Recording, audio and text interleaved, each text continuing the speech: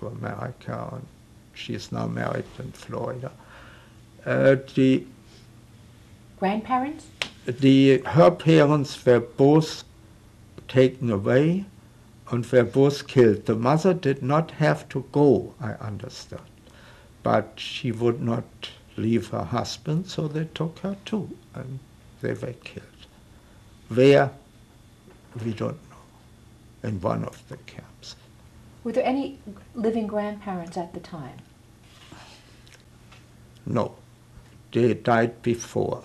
The first one to die were, I guess, my father's parents. I did not know them at all. His name was Siegfried, and that's where my name came from, and my grandmother's name was Mathilde. I never knew her. I knew my mother's father, who was Wilhelm Borsch.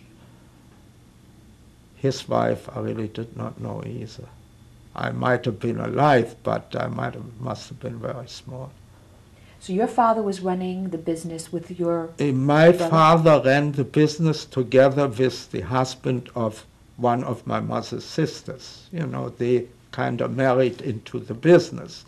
The other sister married another man who had a different business. And your brother worked for the business as well? My brother worked for the business after he came back from Paris. Well, he worked there before too, that's right. And one of my cousins worked for the business from the other family, from the David family. We'll stop the tape and continue on the next tape. Okay.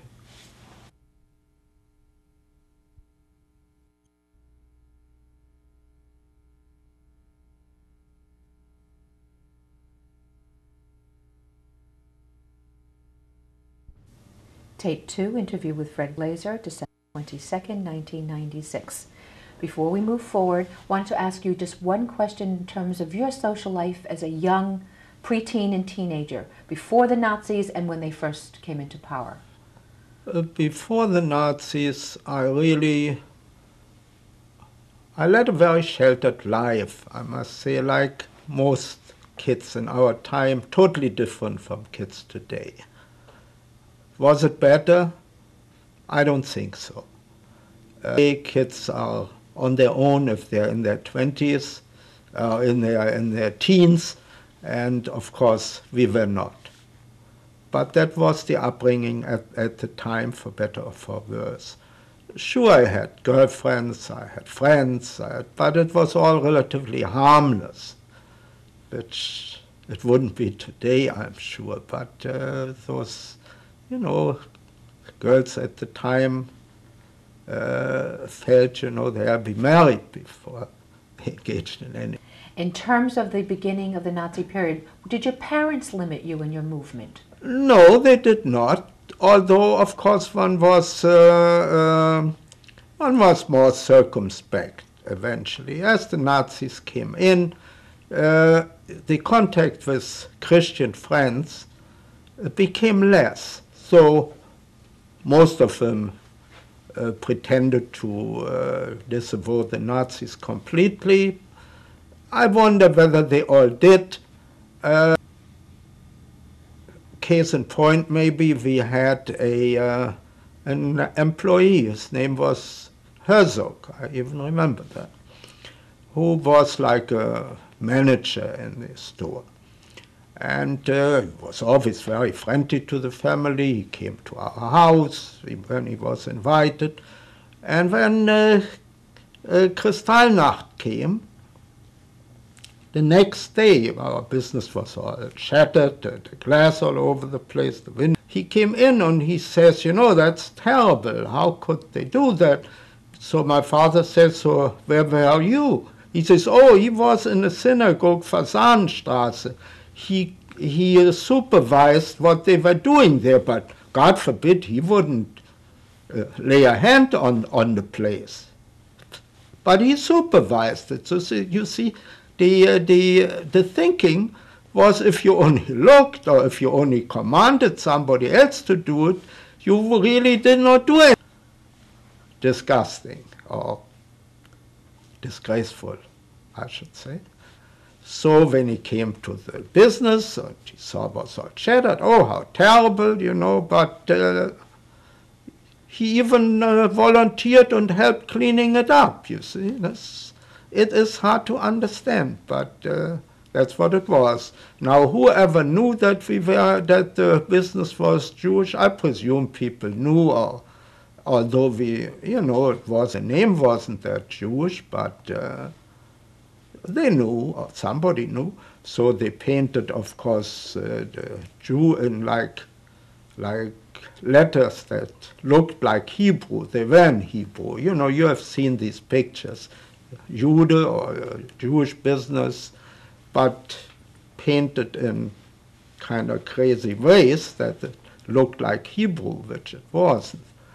And so the business was built, believe it or not. Well, before we get to that part, you were now at this time, just before Kristallnacht, an apprentice. No, now I was already working I left, I was an apprentice, and then I was a buyer. Now, 1 year before Kristallnacht, the firm that I was working for closed, and the people emigrated to England. I lost track of them there. I then worked for my parents, for my father's business, for maybe a year, no more than that. In fact, I only worked half of it. The other part I tried to what they called learn a trade. Everybody said if you come to America, you have to have a trade. And America was the only place that we thought we could possibly get out to, because we had relatives here who gave us affidavits.